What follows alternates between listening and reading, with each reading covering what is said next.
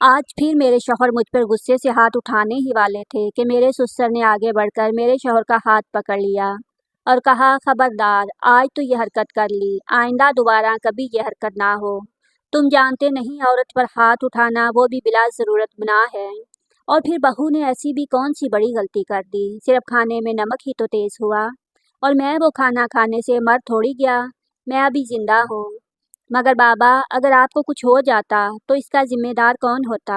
मेरे शौहर नवीद ने बाबा को जवाब दिया और मुझे गुस्से की नज़रों से देखते हुए गुस्से में अंदर कमरे की तरफ चले गए। मैं आंसू बहाते हुए रो रही थी जब ही मेरे सर पर मेरे बाप जैसे ससुर ने प्यार से हाथ रखा और कहा, बहू फिक्र ना करो, मैं अभी जिंदा हूँ। और नवीद को तो तुम जानती हो, वो छोटी छोटी बातों पर जल्दी गुस्से हो जाता है। मैं उसे समझाऊंगा। जाओ अंदर जाओ और जाकर खाना खा लो। नवीद का गुस्सा ठंडा हो जाएगा तो वो भी खा लेगा। मैं अंदर जा ही रही थी कि बाबा कहने लगे, सुनो, ऐसा करो, नवीद के लिए खाना ले जाओ और उसे प्यार से मनाना, वो मान जाएगा। मैं अपने बेटे को जानता हूँ, वो ज़्यादा देर गुस्से में नहीं रहता। मैं नवीद के लिए खाना लेकर अंदर कमरे में डरते डरते गई और जाकर खाना टेबल पर रखा और कान पकड़कर प्यार से सॉरी कहने लगी। नवीद भी अब मुझे गुस्से की नज़रों से देख रहे थे, मगर मेरा मायूस चेहरा देखकर वो ज़्यादा देर मुझसे नाराज़ ना हो सके और मुझे देखकर मुस्कुराने लगे और मेरा हाथ पकड़कर अपने पास बिठाया और कहने लगे, आओ मेरे साथ बैठकर तुम भी खाना खा लो। हम दोनों खाना खाने लगे थे और मेरी नज़र जब दरवाजे पर पड़ी तो वहाँ बाबा हमें प्यार से देखकर हंस रहे थे और फिर बाबा चले गए। जब मैंने नवीद से कहा, आप जानते हैं मैं ऐसी लापरवाही कभी नहीं करती, मैंने बाबा के खाने में नमक कम ही रखा था। मैं जानती हूँ वो बीपी और शुगर के मरीज़ हैं और नमक तो उनके लिए बिल्कुल जहर है, फिर मैं जानकर भला ऐसा क्यों करूँगी? और ख़ासकर उस वक़्त जब आपकी अम्मी कुछ दिनों के लिए अपने भाई के पास गई हुई हैं, क्योंकि अम्मी भी बाबा की फ़िक्र से अपने बीमार भाई की इयादत के लिए नहीं जा रही थी। मगर मैंने ही उन्हें ज़ोर ज़बरदस्ती भेज दिया था कि मैं हूँ ना, सारा घर आराम से देख लूँगी, मैं यहाँ सब संभाल लूँगी और बाबा का भी हर तरह से पूरा ख्याल रखूँगी। नवीद कहने लगे, वो तो ठीक है, मगर ये तुमने पहली बार गलती नहीं की, इससे पहले भी बाबा के खाने में नमक तेज़ हुआ है, वो भी कई बार, और आज भी वही गलती दोहराई गई। नवीद की बात सुनकर मैं भी हैरत ज़दा थी कि भला ऐसे कैसे हर बार मुझसे ये गलती बार बार हो जाती है। इस वक्त फिजान और नादिया दोनों ही बच्चे सो गए थे और नवीद और मैंने एक दूसरे से दिल साफ कर लिए थे। मैं रात भर जाग रही थी और सोच रही थी कि मैंने अम्मी को बेफिक्री से भेज तो दिया, मगर बच्चों के साथ यहाँ इस घर की पूरी जिम्मेदारी मैं नहीं संभाल सकती। बस अब मैं अम्मी को जल्द अज जल्द घर वापस आ जाएं और बाबा के तमाम काम तो शुरू ही से वो ही करती आई हैं, वो मुझसे ज़्यादा बेहतर जानती हैं। मगर खाने में नमक तेज़, वो भी एक बार नहीं, बार बार, मुसलसल ये गलती मैं कैसे दोहरा रही थी, जबकि मैंने खाना हर बार खुद चेक कर कर देख के देखा था। फिर कैसे? बहरहाल मैं सोने लगी थी। सुबह सवेरे उठना था और बच्चों को स्कूल भी भेजना था। मेरी सास घर पर मौजूद नहीं थी तो सारे घर की जिम्मेदारी मेरे सर पर थी। अपने देवर को सुबह ऑफिस भेजना, साथ में नवीद को भी, और फिर अपने दोनों बच्चों को स्कूल भेजना, और साथ में छोटी नंद फायका जो अभी कॉलेज जाती थी, और फिर घर के सारे काम काज के साथ मैं ससुर के लिए परहेजी, सब कुछ मैं घर की बड़ी बहू होने के नाते सब कुछ अच्छे से देखभाल करना चाहती थी। मगर मुझे इल्म नहीं था मेरी छोटी छोटी गलतियां मुझे ज़िंदगी के किस मोड़ पर ले जाएंगी और मुझे कितनी बड़ी सज़ा भुगतनी होगी। दिन गुजर रहे थे और मुझसे बाबा को लेकर ही नहीं और भी घर की जिम्मेदारी में ऊंच नीच ना चाहते हुए भी हो ही जाती थी। मगर मेरे बाप जैसे ससुर हमेशा मेरे सर पर हाथ रखते हुए और मुझे हौसला देते कि बच्ची है, कोई बात नहीं, गलती तो इंसान से ही होती है, सब ठीक हो जाएगा। बच्चों को स्कूल से घर लाना था और ना जाने मैं कैसे भूल गई, क्योंकि उस दिन बाबा की शुगर बिल्कुल हाई चल रही थी और इस वक्त घर पर कोई मौजूद ना था। मैं बाबा को लेकर अस्पताल ले जाना चाहती थी मगर कोई भी गाड़ी इस वक्त घर पर नहीं थी। और फिर बाबा कहने लगे, बहू तुम ऐसा करो, डॉक्टर को यहीं बुलवा लो, मेरी इतनी हिम्मत नहीं कि मैं अस्पताल पहुंच सकूं। ऐसा ना हो मुझे रास्ते में ही कुछ हो जाए।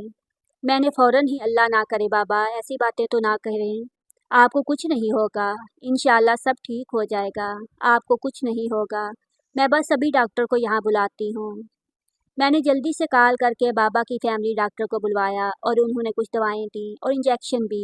जिससे बाबा कुछ देर के लिए सो गए थे और अब उनकी तबीयत थोड़ी बेहतर लग रही थी।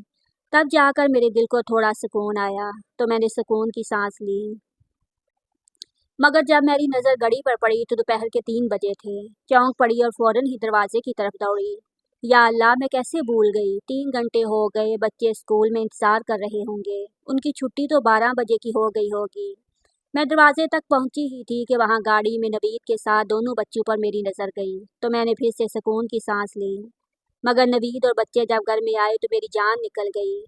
जब बच्चे बुरी तरह डरे और सहमे हुए लग रहे थे और रोने लगे, मैंने उन्हें चुप करवाया। इतनी देर में नवीद मुझ पर फिर गुस्से से बरस पड़े थे। कहने लगे, हद होती है नौरीन, लापरवाही की भी। तुम बच्चों को लाना कैसे भूल गई। वो तो अगर स्कूल से मैडम की कॉल ना आई होती तो मुझे भी इल्म ना होता कि बच्चों को स्कूल में कोई लेने ही नहीं आया। वो मैं नवीद, बात दरअसल वो बाबा। बस करो यार नौरीन, तुम कब तक बाबा का सहारा ले लेकर अपनी गलतियों पर पर्दा डालती रहोगी। ये बच्चे मेरे अकेले के नहीं, तुम्हारे भी कुछ लगते हैं। और फिर आजकल के माहौल से तुम वाकिफ हो। पूरे 3 घंटे बच्चे स्कूल में अकेले बैठे रहे और अपनी माँ का इंतज़ार करते रहे, मगर तुम तो यहाँ। बस करो, तुम फिर बहू पर गुस्सा करने लगे। जानते हो वो कभी ऐसी लापरवाही हरगिज़ नहीं कर सकती। और फिर इस पर गुस्सा करने से पहले उसकी पूरी बात तो सुन लो, वो क्यों नहीं आई बच्चों को लेने। बाबा नवीद को फिर डांटने लगे थे। मैं जल्दी से दौड़ी। बाबा, अरे आप यहाँ क्यों चले आए। आपकी तबीयत तो वैसे ही ठीक नहीं है। नवीद मेरी बात सुनकर फौरन बाबा को संभालने लगा और कहा, बाबा क्या हुआ, सब खैरियत तो है ना, क्या हुआ था आपको। बाबा ने कहा, मेरी तबीयत अचानक बिगड़ने लगी थी और फिर घर पर कोई गाड़ी कोई भी मौजूद नहीं था। वो तो बहू ने सही वक्त पर डॉक्टर को घर ही बुलवा लिया और मुझे वक्त पर दवा मिल गई और इसी वजह से बहू को याद नहीं रहा। वो सुबह से मेरी देखभाल में लगी थी, इसलिए आज थोड़ी देर हो गई। नवीद ने जवाब दिया, अगर ऐसी बात थी बाबा तो ये मुझे कॉल ही कर देती, मैं जाकर बच्चों को ले आता। मगर लापरवाह तो ये बहुत हो गई है। मैं देख रहा हूँ कुछ दिनों से, ना जाने इसका दिल दिमाग आजकल कहाँ है, काम ही नहीं कर रहा। फिर बाबा ने मुझे नवीद के गुस्से से बचा लिया था, नहीं तो आज तो मेरी खैर ही नहीं थी। क्योंकि बच्चों के मामले में तो नवीद बिल्कुल ही हसास हैं। वो कभी बच्चों के साथ कोई भी ऊंच नीच बर्दाश्त नहीं करते। मुझे तो बस अब अपनी सास के घर वापिस आने का इंतज़ार था, क्योंकि मुझसे अकेले सारे घर की जिम्मेदारी नहीं संभाली जा रही थी। रात मैं और नवीद सो रहे थे। अचानक आधी रात फ़ोन की बेल से मेरी आंख खुली। मेरा फ़ोन मुसलसल बजे जा रहा था और पता नहीं कौन है जो मुझे नए नंबर से कॉल कर रहा था। इस वक्त फ़ोन उठाना मुनासिब था भी या नहीं, मैं नहीं जानती थी। कौन है, किसका फ़ोन है। तुम उठाती क्यों नहीं हो नवीद, मुझसे नींद में गुनगुना रहे थे। हाँ हाँ, देखती हूँ। मैं फ़ोन को ऑफ करके सो गई थी। सुबह जब मैं उठी तो जल्दी जल्दी घर के सारे काम करने लगी और बच्चों को स्कूल के लिए तैयार कर रही थी। तभी अचानक नवीद ने मेरा फ़ोन ऑफ देखा तो कहा, चार्जिंग तो फुल है, फिर ये फ़ोन बंद क्यों है। और हाँ, आधी रात कल फ़ोन बार बार बज रहा था। नौरीन कौन था, किसका फ़ोन था। और प्लीज़ यार बच्चों को जल्दी रेडी करो, मैं भी ऑफिस के लिए लेट हो रहा हूँ। वो नवीद फ़ोन अम्मी का था। वो मामू की ज़्यादा हालत ख़राब है, इसलिए वो कह रही थी कि नवीद से कहना अगर वक़्त निकाल कर मामू की तरफ चक्कर लगा ले तो। यार मेरे पास तो अभी बिल्कुल वक़्त नहीं है, कोशिश करूँगा। नवीद को इस वक़्त तो मैंने बातों में लगा लिया था और बात नज़रअंदाज हो गई थी। मगर रोज़ मामूल मेरे फ़ोन पर नए नए नंबर से कॉल आती थी और मैं घबरा कर फ़ोन बंद कर देती थी। और अब तो पिछले कुछ दिनों से इसी नंबर से बेहुदा मैसेज आने लगे थे। मैं नवीद के डर के मारे नंबर ब्लॉक कर देती थी और फिर नए नंबर से कॉल मैसेज आ जाते थे। मैं इस मामले में किसी को बता भी नहीं सकती थी, क्योंकि मेरा यकीन कोई करता भी या नहीं। मैंने सोचा क्यों ना अपने देवर फीज़ान से इस बारे में बात करूं। शाम मैंने फीज़ान के पास जाकर उससे कहा कि मुझे तुमसे ज़रूरी बात करनी है। वो कहने लगा, हाँ हाँ बोलें भाभी। और आप इस तरह परेशान लग रही हैं, क्या हुआ, सब खैरियत तो है ना। मैंने तब इसे इस नंबर और कॉल मैसेज का बताया और इसे अपना फ़ोन दे दिया था और कहा, बस याद रहे इस बारे में तुम्हारे नवीद भाई को कोई भनक ना लगे। वो कहने लगा, आप बेफिक्र रहें भाभी, मैं देखता हूँ। एक तरफ मैं इस वजह से परेशान थी तो दूसरी तरफ पिछले कुछ दिनों से मेरी नंद फाइका रोज़ कॉलेज से शाम को घर वापस आ रही थी और सुबह कहकर जाती थी, आज एक्स्ट्रा क्लास है भाभी, मुझे देर हो जाएगी। ये ना जाने किस नई मुसीबत में मुझे डालने वाली थी। अब तो फाइका को लेकर मैं बहुत परेशान होने लगी थी। क्योंकि कुछ भी गलत हुआ तो नवीद तो मुझे जिंदा ही मार डालते कि उसकी बहन की मेरी ही जिम्मेदारी थी इन दिनों। जब जब मैं फाइका से इस बारे में कोई सवाल करती और उसे समझाती तो वो उल्टा मुझ पर ही बरस पड़ती और कहती आप मुझ पर शक करती हैं, भाभी गलत इल्ज़ाम लगाती हैं, मैं बाई से कहकर आपकी शिकायत करूँगी।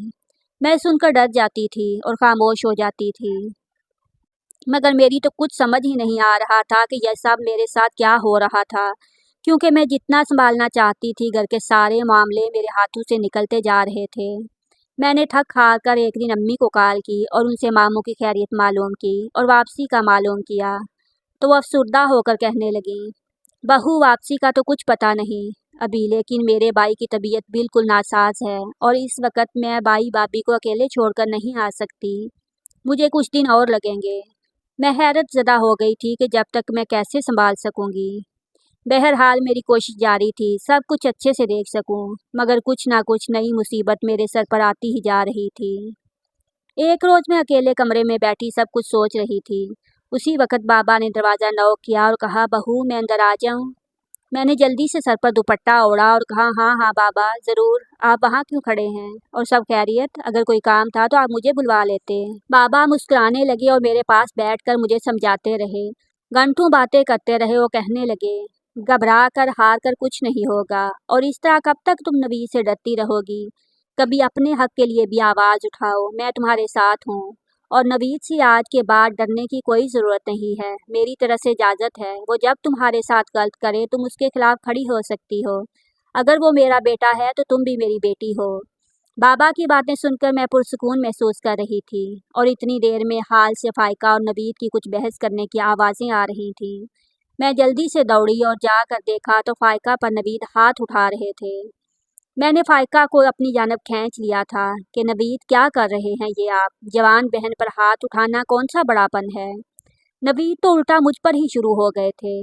तुमसे बोल बोल कर ये रोज़ काली से देर आती है, तुमने कभी इसे पूछना गवारा नहीं किया और उल्टा उसे बचाकर सर पर चढ़ा रही हो।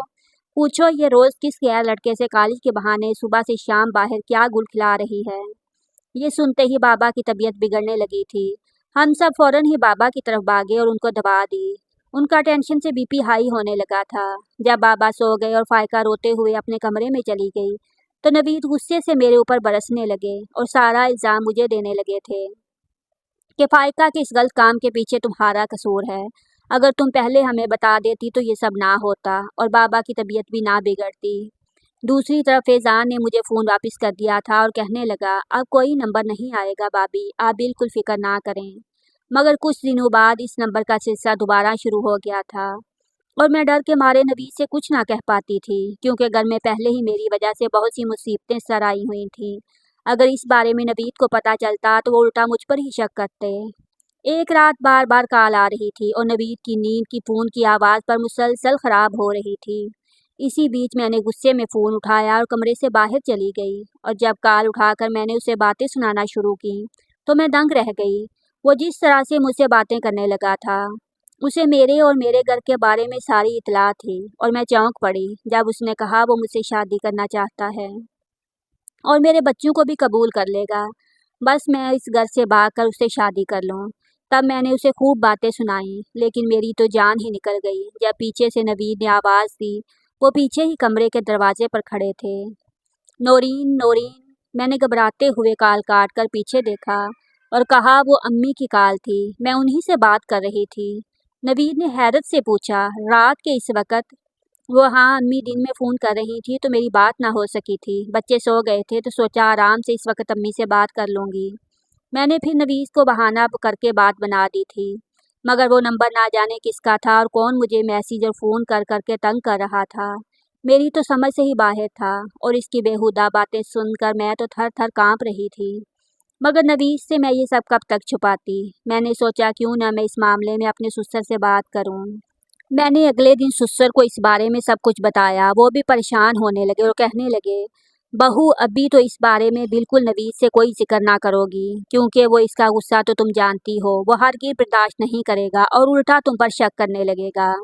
बाबा बिल्कुल ठीक कह रहे थे। मैं ये सोचकर खामोश हो गई थी और मैंने अपना सिम नंबर बदल लिया था, मगर ना जाने कैसे उसे वो नंबर भी मेरा मिल गया था। میں جب جب اس سے بات کرتی ایسا محسوس ہوتا جیسے اسے میرے پل پل کی خبر تھی۔ پھر ایک دن کچھ ایسا ہوا میں تو دنگ ہی رہ گئی تھی، میرے تو پیروں تلے سے زمین ہی نکل گئی تھی۔ جب میں بچوں کو لینے گاڑی میں بیٹھ کر اسکول گئی تو راستے میں مجھے اسی کا فون آیا اور وہ مجھ سے ملنے کے لیے دھمکی دینے لگا۔ وہ کہہ رہا تھا کہ وہ جانتا ہے اس وقت اس کے بچے اسکول میں ہیں اور وہ انہیں وہیں سے اغوا کر لے گا اگر میں اس سے ملنے ابھی اسی وقت ایک ہوٹل میں نہ گئی تو۔ میں تو خوف سے تھر تھر کانپ رہی تھی اور ساتھ میں جیسے ہی اسکول پہنچی میرے چہرے کا تو رنگ ہی اڑ گیا تھا۔ اسکول میں بچے موجود نہ تھے اور اسکول والوں نے کہا کہ اسکول کا کارڈ دکھا کر کوئی بچوں کو پہلے ہی لے جا چکا ہے۔ میں تو سر پکڑ کر وہیں بیٹھ گئی تھی۔ میں اس وقت کس کو کہتی، کس سے مدد مانگتی؟ فیضان کو فون کیا تو اس کا نمبر بند جا رہا تھا اور نوید کو اس وقت میں کچھ بھی بتا نہیں سکتی تھی کیونکہ نوید اور میرے پچھلے مہینوں سے بالکل تعلقات اچھے نہیں چل رہے تھے۔ میں ایک ایک قدم پھونک پھونک کر رکھ رہی تھی کیونکہ اس نمبر کی وجہ سے کئی بار نوید مجھ پر پہلے ہی شک کی نظروں سے دیکھتے تھے اور سب سے بڑی بات تو وہ ہرگز برداشت نہیں کر سکتے تھے کہ میں انہیں یہ سب بتاتی اور وہ میری بات پر یقین کر لیتے کہ ان سب میں میرا کوئی قصور نہیں۔ اور میری بات تو ایک طرف بات اب بچوں کی جان پر آ گئی تھی، وہ مجھے بچوں کی جان کی دھمکی دے رہا تھا اور بچوں کے معاملے میں تو نوید پہلے ہی میں سٹ پٹا رہی تھی اور کوئی فیصلہ نہیں لے پا رہی تھی۔ پھر میں نے بڑی ہمت کر کے بابا کو کال کی اور انہیں ٹینشن نہ ہو اس انداز سے انہیں جب سب کچھ بتایا تو وہ کہنے لگے میں یہاں سب سنبھال لوں گا، تم فوراً جاؤ اور بچے اس کے پاس ہیں اس سے مل کر بات کرو اور جلدی سے بچوں کو گھر واپس لے آؤ اس سے پہلے نوید تک کوئی خبر پہنچے۔ تم فکر نہ کرو، میں تمہارے ساتھ ہوں بہو۔ ابو کی باتوں سے مجھے پھر سے تسلی ہونے لگی تھی اور میری ہمت میں تھوڑا حوصلہ پیدا ہونے لگا تھا۔ میں جلدی سے اس ہوٹل کے پتے پر پہنچی جہاں اس آدمی نے مجھے بلایا تھا اور میں نے جب وہاں پہنچ کر اس روم میں پہنچ کر ڈر ڈر کر گھبراتے ہوئے قدم رکھا اور چاروں اور دیکھا تو کوئی نہ تھا۔ میرا دل اندر سے گھبرا رہا تھا، مجھے اپنے بچوں کی فکر کھائی جا رہی تھی۔ وہ کہاں ہوں گے، کیسے ہوں گے، کہیں انہیں کچھ ہو گیا تو میں نوید کو کیا منہ دکھاؤں گی؟ اتنی دیر میں وہ سامنے سے چلا آیا تھا اور ساتھ میں اس کے میرے دونوں بچے تھے۔ اس کے چہرے پر نقاب لگا ہوا تھا، میں ٹھیک سے اسے پہچان نہیں سکتی تھی مگر وہ فوراً ہی مجھ سے اس طرح سے باتیں کرنے لگا جیسے مجھے نہ جانے کب سے جانتا ہوگا۔ اور بچوں کے ہاتھ میں بھی بہت سارے چاکلیٹ اور غبارے وغیرہ تھے اور وہ بچوں سے بھی بالکل بے تکلف ہو کر باتیں کر رہا تھا۔ کہنے لگا بچوں اپنی ماما کو تنگ نہیں کرنا، ہم پھر ملیں گے اور ساتھ ہی جیسا میں نے آپ لوگ کو سمجھایا ہے آپ لوگ ویسا ہی کرنا، ٹھیک ہے؟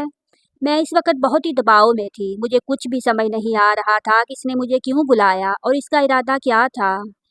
بچوں کو اس طرح لے کے جانا، میں جلدی سے بچوں کو لے کر گھر پہنچی تو میرے تو پسینے ہی چھوٹ گئے تھے۔ گھر کے حال میں پورا گھر جمع تھا، وہاں بابا، امی، نوید اور فیضان، فائقہ سب ہی موجود تھے اور سب کی نظریں مجھ پر جمی ہوئی تھی۔ ایسا لگ رہا تھا جیسے میں نے کوئی گناہ کر کے واپس لوٹ کر آئی ہوں، لیکن جب میں نے بابا کی طرف نظریں کی تو وہ نظریں جھکائے جیسے انہیں مجھ سے اس گناہ کی امید نہ تھی، جیسے میں نے گھر والوں کی ساری امیدوں پر پانی پھیر دیا تھا اور گھر والوں کی عزت میں اپنے پیروں تلے لوند کر چلی گئی۔ مگر میرا قصور ہی کیا تھا؟ میرے ذہن میں ہزاروں سوالات آنے لگے تھے اور میں اسی کشمکش میں تھی، لیکن جب نوید نے غصے سے میرے منہ پر تھپڑ مارا اور مجھے وہ تصاویر دکھائیں تو میری تو روح ہی لرز گئی۔ میں چونک کر رو پڑی، میری اور اس آدمی کی وہ بےہودہ تصویریں، میری تو آنکھیں ہی پھٹی کی پھٹی رہ گئی تھی اور ساتھ میں میری تو گھر والوں کے سامنے نظریں ہی نہیں اٹھ رہی تھی۔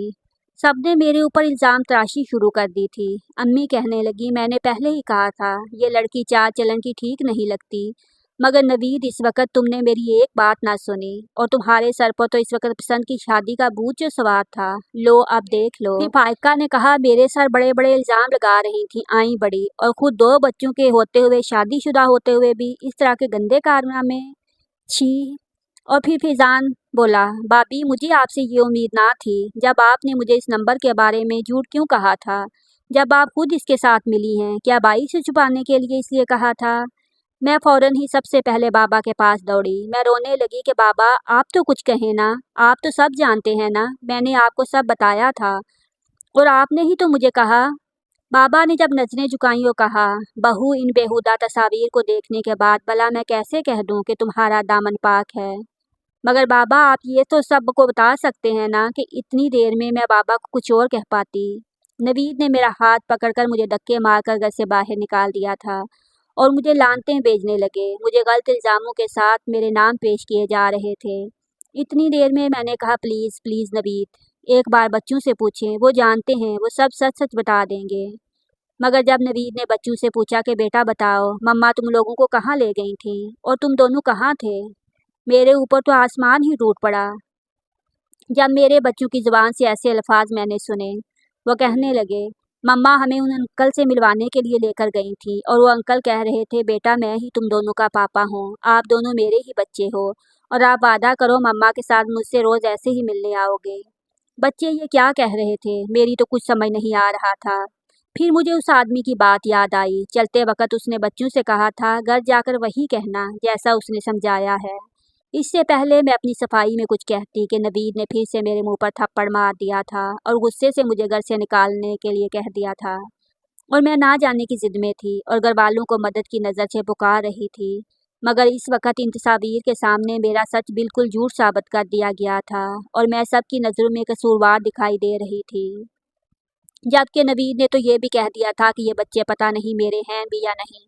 क्या पता मैं इस झूठ की आड़ में कब से इसके साथ ये खेल खेल रही थी और दौलत की लालच में मैंने उससे शादी की और इसके पीठ पीछे अपने यार के साथ मुंह काला किया।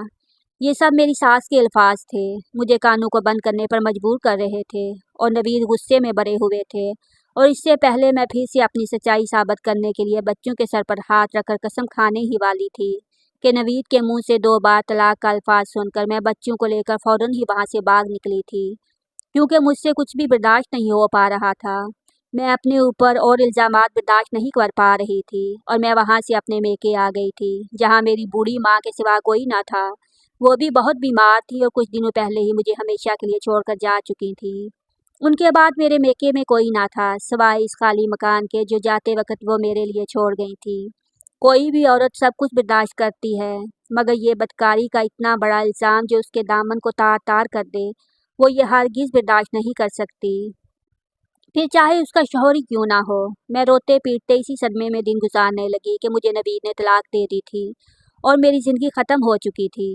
फिर तकरीबन 6 महीने बाद जब मैंने स्कूल में एक टीचिंग की जॉब शुरू कर दी थी, क्योंकि बच्चों की जिम्मेदारी मेरे सर थी। जब मैंने बच्चों की खातिर अकेले जीना सीख लिया था और अपनी वीरान ज़िंदगी को आगे बढ़ाने की कोशिश कर रही थी, फिर एक रोज़ मेरे पास दरवाजे पर दस्तक हुई और जाकर देखा तो मैं चौंक पड़ी थी। दरवाजे पर फैज़ान खड़ा था और साथ में एक वकील और कानूनी कुछ पेपर भी उसके हाथ में थे। वो अंदर आया, मुझसे कहने लगा, भाभी कैसी हैं आप और बच्चे कहाँ हैं, वो कैसे हैं? तब उसे देखकर मैंने मुंह मोड़ लिया था और कहा, आज तुम्हें किस गर्ज से अपनी भाभी और बच्चों की याद आ गई? वही बच्चे जिन्हें तुम लोगों ने ये कह दिया था कि वो तुम्हारे खानदान का खून नहीं है। उस पर फिजान रोने लगा कि बस कर दें भाभी, हमें अपने किए की सजा मिल गई है। हमारा पूरा घर उजड़ चुका है। फायका घर से भाग गई, उसका शौहर दिन रात उसे मारता पीटता। वो माफ़ी मांगने आई थी, अम्मा ने माफ़ ना किया। बाई की कार एक्सीडेंट में वफात हो गई। अब्बा ये सदमा नहीं बर्दाश्त कर सके, उन्हें हार्ट अटैक हो गया। अम्मा कैंसर के लास्ट स्टेज पर हैं, दिन रात तकलीफ से तड़पती, उनकी जान नहीं निकलती। उन्होंने सिर्फ अपनी बहन की बेटी को बहू बनाने के लिए इतने पापड़ बेले और उनका अपना बेटा ही ना रहा। दूसरों की बेटी पर तोहमत लगाई, वही तोहमत सच बनकर उनकी अपनी बेटी के सामने आ गया। वो रो रो कर आपसे माफ़ी मांगती कि एक बार नौरीन को ले आओ, मुझे माफ़ कर दे ताकि मेरी जान निकल जाए और मुझे इस जियत से निजात मिले। ये कागजात बाई की अमानत थी, ये आपका और बच्चों का हक है। प्लीज़ हमें माफ़ कर दें। और मैंने इन सबको माफ़ कर दिया। बेशक मेरा अल्लाह सबसे अच्छा इंसाफ करने वाला ये इंसान ही है जो दिलों में मुनाफकत रखकर अच्छे भले घरों का सुकून बर्बाद कर देते हैं। मज़ीद अच्छी वीडियोस के लिए हमारे चैनल को सब्सक्राइब कीजिए। शुक्रिया।